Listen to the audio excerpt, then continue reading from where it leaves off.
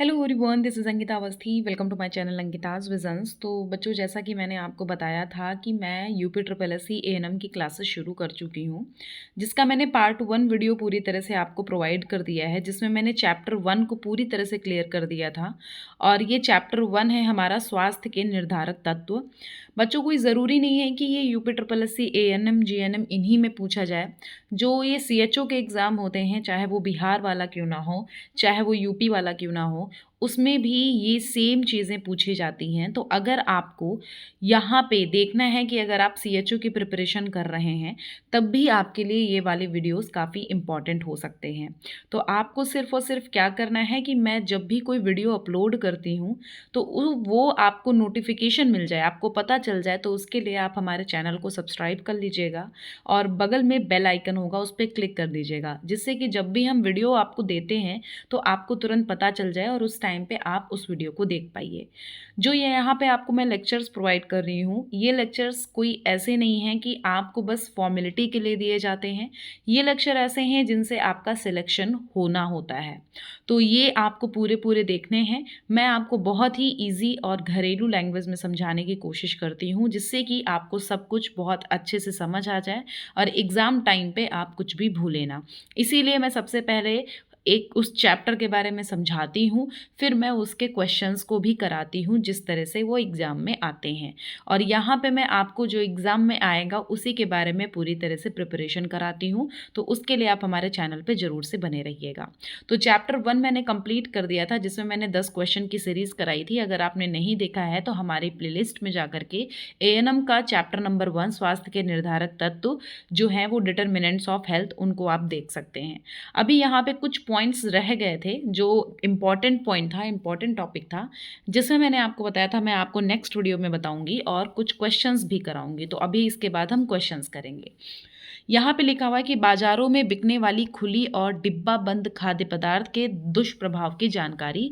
ये तो आप सभी को पता होगा, लेकिन कुछ लोग ऐसा नहीं है कि हर वक्त वो डिब्बा बंद वाली चीज़ खराब ही होती है, दुष्परिणाम ही होता है या दुष्प्रभाव ही पड़ता है। लिखा हुआ है, आगे बढ़ने की चाह और अति विकसित होने की दौड़ में हर व्यक्ति पाश्चात्य, मतलब कि यहाँ पे जो बेसिकली जो आप जब रहते हो, बाहर जाते हो, कहीं रहते हो, तो उसमें पैकिंग वाली ही चीज़ें ज़्यादातर खाते हो। भारतीय फास्ट फूड, जंक फूड बाजार में डिब्बा बंद खान पान को अपना रहे हैं, खुली खाद्य सामग्री को अपनाने में अत्यधिक कार्य एवं बोझ समझने लगे हैं। बहुत जल्दी ही अपने क्षेत्र में आगे बढ़ने की चाहत का परिणाम बहुत ही भयावह देखने में आ रहा है, जिसके कारण बीमारियों से ग्रसित होना पड़ रहा है और शरीर में जोड़ों का दर्द, आँख की कमजोरी और जल्दी थकान के लक्षण भी देखे जा रहे हैं। अच्छा, पहले क्या होता था? होता था कि हाँ ठीक है, जाओ नमक पारे लेके आ जाओ, मतलब सेमी जिसको बोलते हैं, जाओ बेसन के सेव लेके आ जाओ। खुले में रहते थे, हम लोग खरीद के खा लेते थे। अभी क्या है, नहीं, पैकेट वाली चीज़ें लेके आना, खुले में रखी होती हैं, तो ऐसा होता है कि उस पे धूल मिट्टी पड़ती है, बैक्टीरिया वायरस, जो कि गलत नहीं है, जो सच है। जैसे जैसे डेवलपमेंट बढ़ रहा है, वैसे वैसे हमारी सूझबूझ बढ़ रही है और सूझबूझ के अकॉर्डिंग हम समझते हैं कि हाँ ठीक है, ये चीज़ नहीं करनी चाहिए। लेकिन पूरी तरह से हमें डिब्बा बंद वाली चीज़ों पे निर्भर नहीं होना चाहिए। तो उसके लिए हमें इन सब चीज़ों को ध्यान में रखना चाहिए कि सारी जो कागज़ वाली चीज़ें होती हैं, डिब्बा बंद वाली चीज़ें, वो सही नहीं होती हैं। तो हमें खुली चीज़ें और बंद चीज़ें दोनों को देखना चाहिए। अब इसी के बारे में हम आगे बढ़ते हैं। वही चीज़ यहाँ पे लिखी हुई है कि जब आपका आहार पाचन तंत्र खराब होता है, आहार शैली खराब होती है, उसके लिए आप हर जगह घूमते हो, आप जाते हो, आप कहीं ना कहीं कुछ थैलियों के खाद्य पदार्थ खाते हो, उसमें बनावट भी होती है, बनावट वाली चीज़ें भी मिला करके दे दिए जाते हैं। तो उसमें क्या होता है, आप संतुलित आहार नहीं ले पाते हो, इसलिए हमें संतुलित आहार पे भी ध्यान देना चाहिए। लिखा हुआ खुला हुआ पदार्थ में क्या होता है? खुला हुआ पदार्थ अक्सर ताज़ा और पौष्टिक माना जाता है। प्रोटीन, कार्बोहाइड्रेट, वसा और विटामिन उसमें बने रहते हैं और पोषक तत्व में कमी नहीं होती है। विशेषकर इसमें साफ सफाई करके इस्तेमाल करना और समय के रहते हुए उपयोग करना फ़ायदेमंद होता है। अन्यथा उचित देखभाल के बिना इसका भी दुष्प्रभाव पड़ सकता है। तो देखो, कोई ज़रूरी नहीं कि पूरी तरह से सही हो, लेकिन ऐसा भी नहीं है कि पूरी तरह से गलत हो। तो वो हम खा भी सकते हैं, नहीं भी खा सकते, लेकिन हाँ एक टाइम होता है उसका खाने का। फिर लिखा हुआ डिब्बाबंद खाद्य पदार्थ। डिब्बाबंद खाद्य पदार्थ एक स्वास्थ्य स्वास्थ्य आहार का हिस्सा है और डिब्बाबंद खाद्य पदार्थों के बारे में पता करने की ज़रूरत होती है।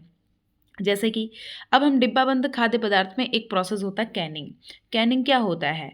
वायुरुद्ध कंटेनर जिसमें वायु हो। वायुरुद्ध कंटेनर का मतलब बहुत बड़ा पतीला या बहुत बड़ा डिब्बा ले लो, उसमें पैकिंग से निश्चित अवधि के लिए खाद्य पदार्थों को संरक्षित करने की विधि है। मतलब उसमें खाद्य पदार्थ, खाने वाली चीज़ें रखी जाती हैं। कैनिंग पहले युद्ध और सैनिकों और नाविकों के लिए स्थित खाद्य स्रोत प्रदान करने के लिए 18वीं सदी में विकसित किया था। मतलब बहुत बड़े बड़े कंटेनर होते हैं, उसमें वो खाद्य पदार्थ रखे जाते हैं, वही कैनिंग होता है। कैनिंग किसे कहते हैं? बहुत बड़े बड़े वायुरुद्ध कंटेनर, उसमें पैकिंग करी जाती है एक निश्चित टाइम के लिए कि हाँ अब से लेके अब तक का इसमें रखेगा तो ख़राब नहीं होगा, तो उसमें ना पैकिंग करी जाती है। तो सबसे पहले 18वीं सदी में क्या होता था, जब ये लड़ाइयाँ होती थी, झगड़े होते थे, जब ये सैनिक और नाविक होते थे, तो उनके लिए खाद्य पदार्थ इसमें रखा जाता था, तब विकसित किया गया था।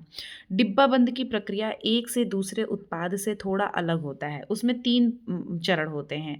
जैसे डिब्बाबंद की प्रक्रिया है वो कुछ अलग रहती है। एक प्रसंस्करण मतलब कच्ची सामग्री को तैयार या अर्ध तैयार उत्पादों में बदलने की प्रक्रिया।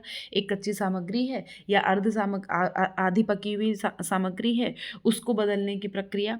दूसरा सील मतलब प्रसंस्कृत खाद्य के डिब्बे में बंद करने की प्रक्रिया। फिर उसमें आपने क्या कर दिया, बंद कर दिया खाद्य के डिब्बे में, गर्म करना। हानिकारक जीवाणुओं को मारने से और खराब होने से रोकने के लिए गर्म करना पड़ता है। जैसे हमने अगर वो कोई चीज़ ली तो उसको हम गर्म करके खाएंगे। जैसे हम पानी क्यों गर्म करते हैं? बैक्टीरिया चला जाए उसका, तो हम पानी गर्म करके पीते हैं, वायरस खत्म हो जाए। और फिर लिखा हुआ है इससे भोजन सेल्फ स्थिर और सुरक्षित निश्चित अवधि के लिए खाने के लिए हो जाता है। इसमें जैसे खाद्य पदार्थ फल है, सब्जी है, सेम है, सूप है, मांस है, समुद्री भोजन है, ये सारे शामिल हैं। ठीक है, ये हमारा क्या हो गया, ये हमारा कैनिंग की प्रोसेस हो गई। फिर यहाँ पे लिखा हुआ है कि कैसे कैनिंग पोषक तत्व को प्रभावित करता है।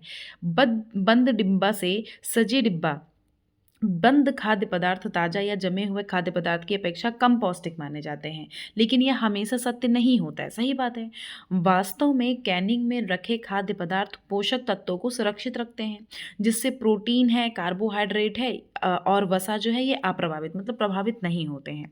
विटामिन ए की तरह वसा में घुलनशील विटामिन डी, ई भी सुरक्षित रहता है। जैसे विटामिन ए है, वैसे जैसे वसा में घुलनशील कौन सा होता है, विटामिन डी और विटामिन ई, ये भी उसमें सुरक्षित रखे जाते हैं। मतलब कोई ज़रूरी नहीं है कि जो डिब्बे में बंद हैं वो पूरी तरह से ख़राब ही हों। ठीक है, तो वही चीज़ लिखी हुई है।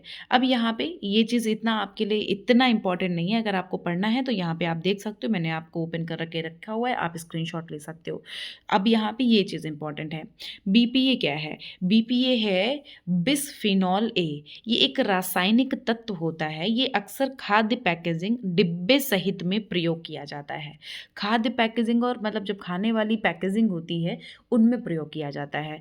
जैसे सामान्यतः डिब्बाबंद खाद्य पदार्थ में बीपीए की उपस्थिति को हृदय रोग और मधुमेह की तरह अनेक स्वास्थ्य समस्याओं के साथ संबद्ध किया गया है। फिर लिखा हुआ है कि यह एक पौष्टिक विकल्प हो सकता है। जैसे लिखा हुआ क्या डिब्बाबंद खाद्य पदार्थ खाने चाहिए? यह एक पौष्टिक विकल्प हो सकता है जब ताज़ा खाद्य पदार्थ उपलब्ध नहीं है, तब खा सकते हैं। मतलब जब आपके पास बाहर का खुला हुआ नहीं है, ताज़ा नहीं है, तब आप ये खा सकते हैं, अन्यथा ना खाएं। यह आवश्यक पोषक तत्व प्रदान करते हैं और अविश्वसनीय रूप से सुविधाजनक इसमें बीपीए एक महत्वपूर्ण स्रोत है जिससे स्वास्थ्य समस्याएं पैदा हो सकती हैं। यह स्वस्थ आहार का एक हिस्सा हो सकता है, लेकिन डिब्बे पर लगा लेबल पढ़ लेना चाहिए, जिससे आवश्यक स्वास्थ्यकर अवयव और उसकी प्रामाणिकता की पुष्टि हो सके। मतलब वो पता चल जाए कि कब बना था, कभी एक्सपायर होने वाला। जैसे हम बोलते नहीं, हर एक चीज़ को हमें देख के ही खाना पीना चाहिए। ठीक है, उसको हमें देख के ही करना चाहिए। तो ये हमारा 2 टॉपिक बचा था। एक था हमारा ये बीपीए और दूसरा हमारा था कैनिंग। ठीक है, हिंदी में भी लिख देते हैं कैनिंग।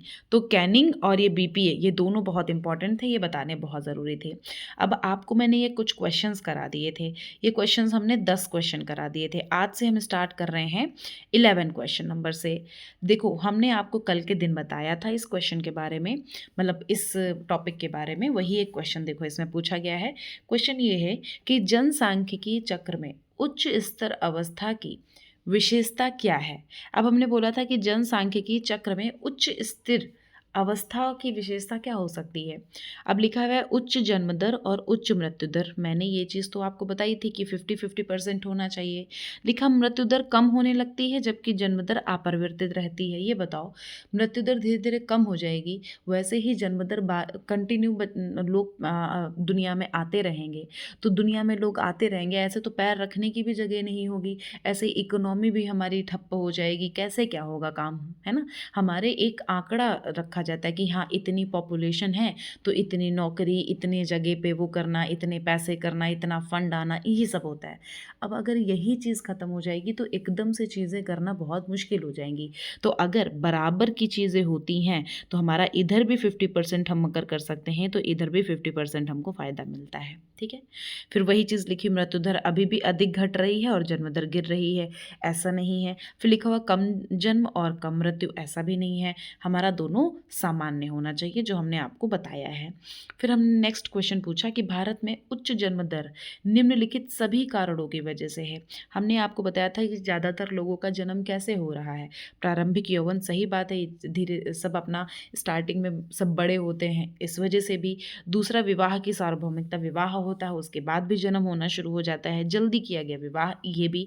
लेकिन साक्षरता का उच्च स्तर नहीं था, साक्षरता का निम्न स्तर था। साक्षरता का उच्च स्तर इसलिए नहीं था क्योंकि पढ़े और ना पढ़े, कोई ज़रूरी नहीं है कि पढ़े लिखे बच्चे पैदा कर सकते हैं या फिर ना, शुद्ध भाषा में समझा रही हूँ मैं, और ऐसा भी नहीं है कि ना पढ़े हुए, हम दोनों लोग क्या कर सकते हैं, दोनों लोग जन्म दे सकते हैं। तो साक्षरता का कोई मतलब नहीं है, साक्षरता का निम्न स्तर है। ठीक है, फिर यहाँ पे लिखा हुआ है जनसंख्या के आंकड़ों के संकेतक शामिल हैं जो निम्नलिखित सभी को मापते हैं सिवाय रूढ़ता के। हमने बोला था कि लिंग अनुपात है, जनगणना है, निर्भरता अनुपात है, लेकिन उसमें रूढ़ता दर नहीं थी क्योंकि उसमें रूढ़ता दर मतलब बीमारी रोगियों को शामिल नहीं किया गया था। जो जनसंख्या के आंकड़े थे जो हमने आपको बताया था। फिर हमने लिखा है यहाँ पे कि भारत में उच्च जन्म दर के कारण सभी हैं सिवाय, लिखा है शीघ्र विवाह। सही बात है, शीघ्र विवाह होता है तो लोग इतना जल्दी नहीं जानते हैं क्या कैसे क्या, तो जन्म होते हैं। फिर लिखा पारंपरिक रीत रिवाज और आदतें। फिर नेक्स्ट लिखा हुआ है हमारा यहाँ पे ऑप्शन कि साक्षरता का उच्च स्तर और विवाह की सार्वभौमिकता। तो देखो, विवाह की सार्वभौमिकता भी था, वो पारस्परिक संबंध भी था और जल्दी विवाह भी था। साक्षरता का उच्च स्तर नहीं बेटा, साक्षरता का निम्न स्तर। पढ़े लिखो हो ना पढ़े लिखे हो, वैसे ही दोनों लोग बच्चों को जन्म दे सकते हैं। ठीक है, वही चीज़ यहाँ पे लिखी हुई है। फिर लिखा हुआ है यहाँ पे आवृत्ति वितरण का सचित्र आरेख जिसमें ब्लॉकों की श्रृंखला होती है उसे निम्नलिखित में से क्या कहा जाता है। देखो, आवृत्ति वितरण है, आवृत्ति वितरण का सचित्र आरेख जिसमें ब्लॉक बने होते हैं, अगर ब्लॉक्स बने हुए उसमें श्रृंखला है तो उसको बेटा आप हिस्टोग्राम बोल देना। ठीक है, हिस्टोग्राम में आवृत्ति वितरण होता है, मतलब बार बार आवृत्ति वितरण होगा तो उसको हम हिस्टोग्राम बोलते हैं। ठीक है, फिर हमारा दूसरा नेक्स्ट क्वेश्चन है कि शहरी जनसंख्या के वृद्धि निम्नलिखित सभी कारकों के कारण है सिवाय, लिखा हुआ है शहरी जनसंख्या में जो वृद्धि है वो सभी कारकों के कारण है। जैसे शहरी जनसंख्या में वृद्धि रोजगार अवसर के लिए भी है, बेहतर जीवन स्थिति का आकर्षण होना, फिर सामाजिक सेवाओं की उपलब्धता होना, लेकिन उच्च मृत्यु दर और रूढ़ता, लिखा क्या है यहाँ पे, शहरी जनसंख्या में वृद्धि निम्नलिखित सभी कारकों के कारण है। मतलब जो शहर में जनसंख्या की वृद्धि हो रही है, देखो उसमें रोजगार जैसे देखा जा रहा है कि हाँ ठीक है चलो रोजगार मिल रहे हैं तो हम जन्म दे सकते हैं कि आगे आने वाली पीढ़ी रोजगार कर लेगी, कुछ बेहतर जीवन भी कर सकती है, जीवन अपना यापन कर सकती है। सामाजिक सेवाओं की उपलब्धता भी है कि हाँ ठीक है सामाजिक सेवा दी गई है। लेकिन उच्च मृत्यु दर, अब लोग मरने लग जाएंगे, लोग बीमार होने लग जाएंगे, रूढ़ता का मतलब बीमारी, अगर बीमार होने लग जाएंगे तो इसका मतलब है ही क्या, इसमें पूछा गया सिवाय किसके, तो सिवाय उच्च मृत्यु दर और रूढ़ता के। ये याद रखिएगा बच्चों, बहुत इंपॉर्टेंट है।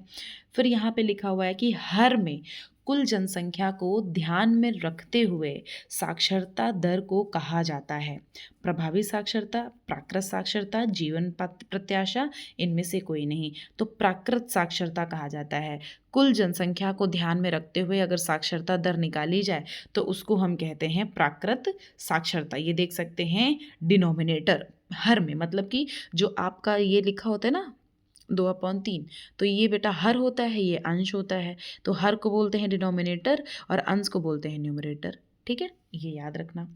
फिर यहाँ पे लिखा हुआ है कि नेक्स्ट क्वेश्चन है कि एक निश्चित समयावधि में परिभाषित जनसंख्या में होने वाले नए मामलों की संख्या को निम्न कहा जाता है। एक निश्चित समयावधि, एक आपका निश्चित टाइम है, उसमें परिभाषित जनसंख्या में होने वाले नए मामले, नए कोई मामले हो रहे हैं, उनकी संख्या को निम्न कहा जाता है, उनकी संख्या को घटना कहा जाता है। ठीक है, एक निश्चित टाइम पे कुछ होना तो उसको हम घटना कहते हैं। ठीक है, ये चीज़ याद रखिएगा, उसको घटना या फिर इंसिडेंट कहते हैं कि हाँ एक इंसिडेंट हो गया था उस टाइम पे, इसलिए तो नए मामलों की संख्या को घटना कहते हैं। ठीक है, ये हमारा हो गया 18 नंबर क्वेश्चन। 19 नंबर क्वेश्चन है कि एक महामारी जो आमतौर पर जनसंख्या के बड़े हिस्से को प्रभावित करती है, जो विस्तृत भौगोलिक क्षेत्र जैसे महाद्वीप या दुनिया में होती है, उसे क्या कहा जाता है? हम बोलते हैं पेंडेमिक। पेंडेमिक आया, कोरोना भी आया तो हम बोलते हैं ये पेंडेमिक आया। तो बहुत बड़ी, जैसे जनसंख्या के बड़े हिस्से को प्रभावित कर रही है, तो जैसे कोरोना वायरस बहुत बड़ी जनसंख्या, बहुत सारे लोगों को प्रभावित कर रही थी ना, तो हमने क्या बोला, अरे ये पेंडेमिक सबको बहुत परेशान करेगा, तो हम उसको क्या बोलते हैं, भौगोलिक क्षेत्र जैसे महाद्वीप या दुनिया में, तो इसको हम पेंडेमिक बोलेंगे। दुनिया में फैल गया था ना, तो इसलिए हमने इसको पेंडेमिक बोला। ठीक है, फिर लिखा हुआ है 20 और आज का लास्ट क्वेश्चन कि संपर्क के बीच बीमारी की घटनाओं और गैर संपर्क के बीच की घटना के अनुपात को क्या कहते हैं?